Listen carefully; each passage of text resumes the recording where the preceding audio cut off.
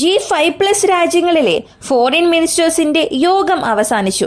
ആ യോഗത്തിൽ റഷ്യ-ഉക്രൈൻ യുദ്ധത്തിൽ റഷ്യയുടെ ആക്രമണം വളരെ കൂടുതലാകുന്നുണ്ട്. അതിനാൽ അതിൽ സംഭവിക്കുന്ന എന്ത് തീരുമാനം ആയാലും അത് ഉക്രൈന് അനുകൂലമായിരിക്കണം.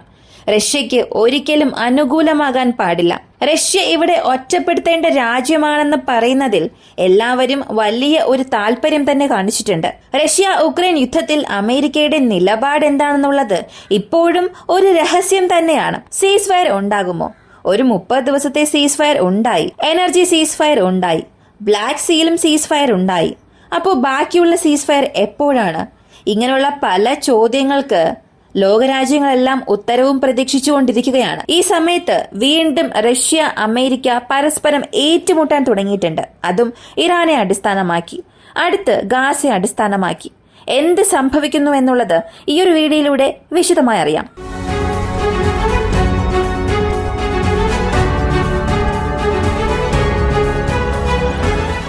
റഷ്യ-ഉക്രൈൻ യുദ്ധം എടുത്തു നോക്കിയാൽ ഈ ഡൊണാൾഡ് ട്രംപ് വന്നതിന് ശേഷം ഒരു വലിയ മാറ്റം സംഭവിച്ചത് പാശ്ചാത്യ രാജ്യങ്ങളിൽ നിന്ന് അവർ ഒരുപാട് അകലെ പോകാൻ തുടങ്ങി. ഒരു ഘട്ടത്തിൽ അമേരിക്കയും റഷ്യയും ഒന്നിച്ചു ചേർന്ന് പാശ്ചാത്യ രാജ്യങ്ങളെ ഒറ്റപ്പെടുത്തും എന്നൊക്കെ പ്രതീക്ഷിച്ചുകൊണ്ടിരിക്കുന്ന സമയത്താണ് മിനറൽ ഡീൽ എന്ന ഡീൽ വഴി ഉക്രൈനെ തന്നിലേക്ക് ആകർഷിക്കാൻ അമേരിക്ക ശ്രമിച്ചു. മിനറൽ ഡീലിന് ഉക്രൈൻ തയ്യാറായില്ല. അങ്ങനെ തയ്യാറാകാത്ത ഉക്രൈൻ നേരിട്ട് യൂറോപ്പ് രാജ്യങ്ങളിൽ അഭയം പ്രാപിക്കുന്നു. യൂറോപ്പ് രാജ്യങ്ങൾ അമേരിക്കയ്ക്ക് എതിരെ ചില തീരുമാനങ്ങൾ എടുത്താലും ഒരു ഘട്ടത്തിന് ശേഷം അമേരിക്ക എതിർത്ത് നമ്മെ കൊണ്ട് ഒന്നും ചെയ്യാൻ കഴിയില്ല എന്ന തീരുമാനത്തിലും എത്തുന്നു. അതിനാൽ ഉക്രൈൻ ചെയ്തത് അമേരിക്കയുമായി ഒരു ഡീല് സംസാരിക്കാൻ വരുന്നു. ആ ഡീൽ സൗദി അറേബ്യയിൽ വെച്ചായിരുന്നു. സൗദി അറേബ്യയിൽ വെച്ച് അമേരിക്ക ഉക്രൈൻ, അമേരിക്ക റഷ്യ, ഇങ്ങനെ 2 യോഗം അമേരിക്ക നടത്തി. ഇതേ സൗദി അറേബ്യയിലേക്ക് മെയ് മാസം ഡൊണാൾഡ് ട്രംപ് പോകുന്നു എന്നുള്ള ഒരു ഒഫീഷ്യൽ സ്റ്റേറ്റ്മെന്റ് വന്നിട്ടുണ്ട്. ഇങ്ങനെ 2 രാജ്യങ്ങളെയും പ്രത്യേകമായി മീറ്റിംഗിന് വിളിച്ച അമേരിക്ക 2 രാജ്യങ്ങളുമായും സംസാരിക്കുമ്പോൾ ഈ സീസ് ഫയർ, മിനറൽ ഡീൽ ഇതിനെക്കുറിച്ചും സംസാരിച്ചു. പെട്ടെന്ന് ഇതേ അമേരിക്ക ഇറാനെതിരെയും അവരുടെ അഭിപ്രായങ്ങൾ പറഞ്ഞു. ഉക്രൈൻ വിഷയത്തിൽ റഷ്യയ്ക്ക് പിന്തുണയോടുകൂടിയുള്ള ഒരു നിലപാടാണ് അമേരിക്കയ്ക്കുള്ളതെങ്കിൽ അതിന് നേരെ വിപരീതമായിട്ടാണ് അമേരിക്ക ഇറാനെതിരെയുള്ള നിലപാടെടുക്കുന്നത്. ഇറാനെ ഒരു യുദ്ധത്തിന്റെ വഴിയിലൂടെയാണെങ്കിലും ഈ ആണവായുധ കരാറിൽ ഒപ്പിടിപ്പിക്കുമെന്ന് അമേരിക്ക പറഞ്ഞു. സത്യത്തിൽ ഇത് റഷ്യയുടെ ഒരു അഹങ്കാരത്തെ തന്നെ സ്പർശിച്ചു. എന്തൊക്കെയായാലും ഇറാൻ റഷ്യയുടെ സുഹൃത്താണ്. അപ്പോ സുഹൃത്തിനെ ഒരിക്കലും വെട്ടിമാറ്റാൻ സാധിക്കില്ല. നിങ്ങൾ ഈ പറഞ്ഞതിൽ എനിക്ക് വല്ലാത്ത ഖേദമുണ്ട്. നിങ്ങൾ ഇറാനെ ആക്രമിക്കുകയാണെങ്കിൽ ഞങ്ങൾ നിങ്ങൾക്കെതിരെ ആയിരിക്കുമെന്ന് റഷ്യയും പറഞ്ഞു. ഇറാൻ ഒരു പടി മുന്നിലേക്ക് ചെന്ന് ഞങ്ങളെ ആരാക്രമിച്ചാലും ശരി, അവരെ തിരികെ ആക്രമിക്കാൻ ഞങ്ങൾ ആണവായുധം ഉപയോഗിക്കും എന്നും പറഞ്ഞു. ഇതിനകം ആണവായുധമുള്ള രാജ്യങ്ങളുടെ പട്ടികയിൽ ഉത്തര കൊറിയയും ചേർന്നു എന്നുള്ളത് തന്നെ ലോകരാജ്യങ്ങളെ കൊണ്ട് താങ്ങാനേ സാധിച്ചിട്ടില്ല. ഇതിൽ ഇറാന്റെ പക്കലും ഇനി ആണവായുധം വരികയാണെങ്കിൽ അമേരിക്ക, ലോകരാജ്യങ്ങളുടെ സമാധാനം ഇവയെല്ലാം ഒരു ചോദ്യമായി തന്നെ മാറും. അപ്പോ മിഡിൽ ഈസ്റ്റ് രാജ്യങ്ങളിൽ ഇറാന്റെ പക്കൽ ആണവായുധം വരാനുള്ള സാധ്യതയുണ്ടോ എന്ന് ചോദിച്ചാൽ തീർച്ചയായും ഉണ്ട്. അവർ വെപ്പൺ ഗ്രേഡ് യുറേനിയം എൻറിച്ച് ചെയ്യാൻ ആരംഭിച്ചിട്ടുണ്ട്. 90% അതിൽ അവർ വിജയിച്ചു എന്നുള്ളതും പ്രധാനപ്പെട്ടതാണ്. ഇപ്പോഴാണ് യഥാർത്ഥ ആണവായുധ ഗെയിം തന്നെ ആരംഭിക്കുന്നത്. മിഡിൽ ഈസ്റ്റിൽ ഇറാന്റെ പക്കൽ ആണവായുധം വരികയാണെങ്കിൽ ഈ പാശ്ചാത്യ രാജ്യങ്ങളുടെ കളികളെല്ലാം അവിടെ പതിയെ അവസാനിക്കാൻ തുടങ്ങും. ശരി, ഇപ്പൊ നമുക്ക് നേരിട്ട് ഈ റഷ്യ-ഉക്രൈൻ യുദ്ധത്തിലേക്ക് വരാം. ഉക്രൈന്റെ വിദേശകാര്യ മന്ത്രി നാറ്റോ വിദേശകാര്യ മന്ത്രിമാരുടെ മീറ്റിംഗിന് പോകുന്നുണ്ട്. അതും ഈ ആഴ്ച തന്നെ സംഭവിക്കുകയും ചെയ്യും. ഈ മീറ്റിംഗ് വളരെ പ്രധാനപ്പെട്ട ഒന്നായാണ് കാണുന്നത്. കാരണം അമേരിക്ക റഷ്യയുമായും ഉക്രൈനുമായും ഒരു ചർച്ച നടത്തി. ആ ചർച്ചകൾക്ക് ശേഷം ആദ്യമായി നാറ്റോ രാജ്യങ്ങളിലെ വിദേശകാര്യ മന്ത്രിമാരുടെ യോഗം നടക്കുന്നു. അപ്പോ അമേരിക്ക എന്ത് പറഞ്ഞു? അമേരിക്ക ബേസ്ഡ് ആയിട്ട് എന്ത് തീരുമാനം എടുക്കണം?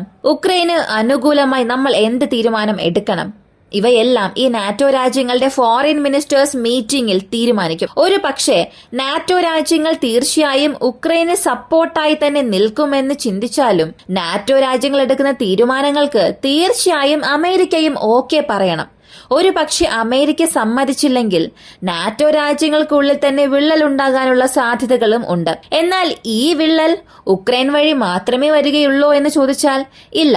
ഉക്രൈന്റെ മിനറൽ ഡീൽ ഏകദേശം 90% ഓക്കെ ആയി എന്ന് അമേരിക്ക പറഞ്ഞാലും അതിൽ ഈ 2 രാജ്യങ്ങളും ഇപ്പോഴും പൂർണ്ണമായും സൈൻ ചെയ്തിട്ടില്ല. അങ്ങനെ സൈൻ ചെയ്യുന്നതിന് മുൻപ് നാറ്റോയുടെ ഫോറിൻ മിനിസ്റ്റേഴ്സ് മീറ്റിംഗ്, ആ മീറ്റിംഗിൽ ഉക്രൈനും പങ്കെടുക്കാൻ പോകുന്നു.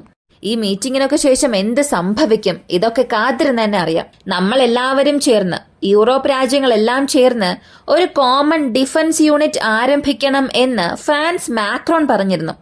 ഇതിന് UK പറഞ്ഞത് ആരൊക്കെയാണോ റഷ്യയെ സഹായിച്ചത്, ഏതൊക്കെ കമ്പനികളാണ് റഷ്യയെ സഹായിച്ചത്, ഇങ്ങനെ ഒരു വലിയ ഡാറ്റാബേസ് തന്നെ എടുക്കുന്നു. ഈ ഡാറ്റാബേസ് വെച്ച് ഇവർ എന്ത് ചെയ്യുമെന്ന് ചോദിച്ചാൽ അവിടെയുള്ള ഓരോ രാജ്യങ്ങളെയും ഓരോ ആളുകളെയും വേട്ടയാടാൻ തുടങ്ങും. റഷ്യൻ ഗവൺമെന്റിന് വേണ്ടി, റഷ്യക്ക് വേണ്ടി, പുടിനു വേണ്ടി ജോലി ചെയ്യുന്ന വ്യക്തികൾ നാളെ ഇതുപോലെ തന്നെ മറ്റു പലർക്കു വേണ്ടിയും ജോലി ചെയ്യാനുള്ള സാധ്യതയുണ്ട്. അങ്ങനെയാണെങ്കിൽ ഇങ്ങനെയുള്ള വ്യക്തികൾ നമ്മുടെ രാജ്യത്ത് ഉണ്ടോ? നമ്മുടെ രാജ്യത്തിലെ ഉയർന്ന സ്ഥാനത്തിൽ ഉണ്ടോ? ഒരുപക്ഷെ ഇനി നമ്മുടെ രാജ്യത്തിൽ അവർക്കൊരു ജോബ് ഓഫർ നൽകുന്നു എന്നുണ്ടെങ്കിൽ അത് നമ്മുടെ രാജ്യത്തൊരു പ്രശ്നമായി മാറും. നമുക്ക് മാത്രമല്ല, എല്ലാ രാജ്യത്തിനും ഇതൊരു മുന്നറിയിപ്പാണ്. അതിനാൽ റഷ്യയ്ക്ക് സപ്പോർട്ടായി നിന്ന എല്ലാ കൈകളെയും കണക്കെടുക്കാൻ തുടങ്ങിയിട്ടുണ്ട്. ഈ കണക്കെടുപ്പിന് ശേഷം UK ചെയ്യാൻ പോകുന്നതിനെ കുറിച്ച് UK ഗവൺമെന്റ് യാതൊരു വാർത്തയും പുറത്തുവിട്ടിട്ടില്ല. ആവശ്യമില്ലാതെ അത്രയും പണം ചിലവഴിച്ച് അവർ എന്തുകൊണ്ട് ഇങ്ങനെ ഒരു രജിസ്റ്റർ ക്രിയേറ്റ് ചെയ്യണം? അങ്ങനെ ഒരു രജിസ്റ്റർ സൃഷ്ടിക്കുകയാണെങ്കിൽ അത് എല്ലാവർക്കും ഷെയർ ചെയ്ത് ഇവരെല്ലാവരും റഷ്യയെ സഹായിച്ചവരാണ്. നിങ്ങളുടെ രാജ്യത്ത് ഇവർ ഉണ്ടോ? അങ്ങനെയാണെങ്കിൽ കോമണായി ഒരു രജിസ്റ്റർ ക്രിയേറ്റ് ചെയ്യാം. കോമണായി ഒരു ഡാറ്റാബേസ് ഉണ്ടാക്കാം. ആരെല്ലാമാണ് ഇതിൽ ചാരന്മാർ, ആരെല്ലാമാണ് രാഷ്ട്രീയപരമായി നമുക്ക് ശത്രുക്കൾ, ആരെല്ലാമാണ് പ്രധാനപ്പെട്ട കമ്പനികൾ, അമേരിക്ക, റഷ്യ, ഇവർക്ക് എതിരെ സപ്പോർട്ടായി ആരൊക്കെ ഉണ്ട് എന്നുള്ള മുഴുവൻ ഡാറ്റാബേസ് പുതുക്കാൻ പോവുകയാണ് UK. ഇതൊരു പുതിയ ശ്രമമാണ്. പക്ഷെ ഈ ഒരു ശ്രമം എത്രത്തോളം വിജയിക്കും എന്നറിയില്ല.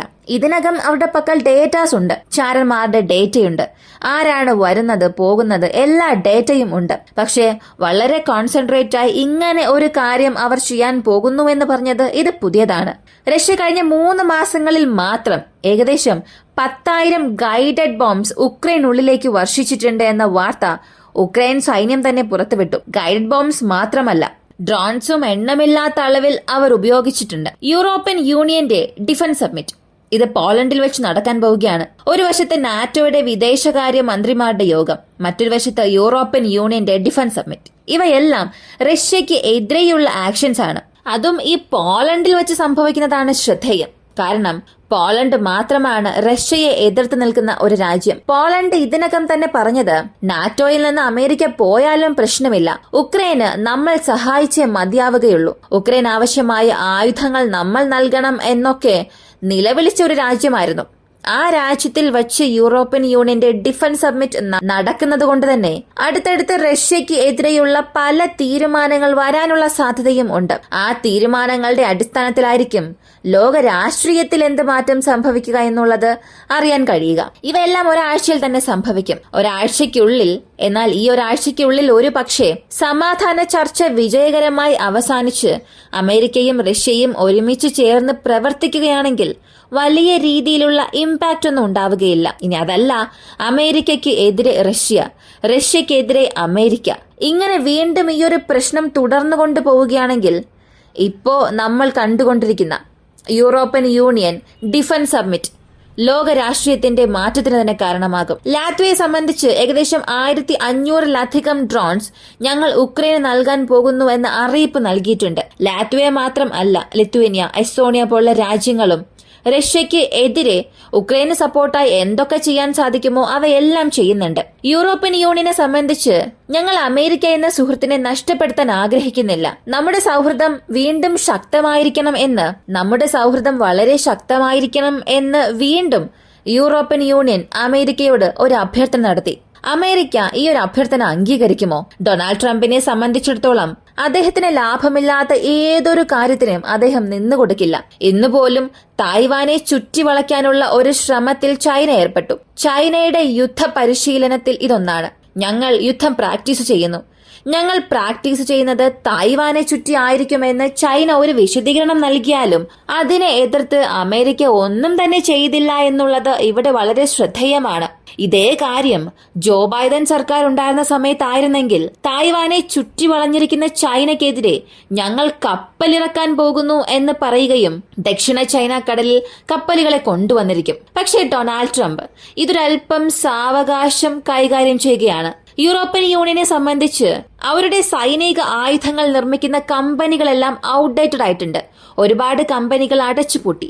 എന്നാൽ ഇപ്പോൾ യൂറോപ്യൻ യൂണിയൻ ചിന്തിക്കുന്നത് ഇവയെ എല്ലാം വീണ്ടും ഓപ്പൺ ചെയ്യണം, വീണ്ടും തുറന്ന് നമുക്ക് ആവശ്യമായ ആയുധങ്ങൾ നമ്മൾ തന്നെ നിർമ്മിക്കണം. ഈ ഒരു ശ്രമം നടത്താൻ പോവുകയാണ്. ഇത് പരാജയപ്പെടുമോ വിജയിക്കുമോ എന്നുള്ളതെല്ലാം കാലം തന്നെ തെളിയിക്കും. ഈ ഒരു വീഡിയോയെ കുറിച്ചുള്ള നിങ്ങളുടെ അഭിപ്രായം കമന്റിൽ പറയുക. ഇങ്ങനെയുള്ള വീഡിയോസിന് താല്പര്യമുള്ളവരാണ് നിങ്ങളെങ്കിൽ ഇപ്പോൾ തന്നെ നമ്മുടെ ചാനൽ സബ്സ്ക്രൈബ് ചെയ്യുക. മറ്റൊരു വീഡിയോയുമായി വീണ്ടും കാണാം.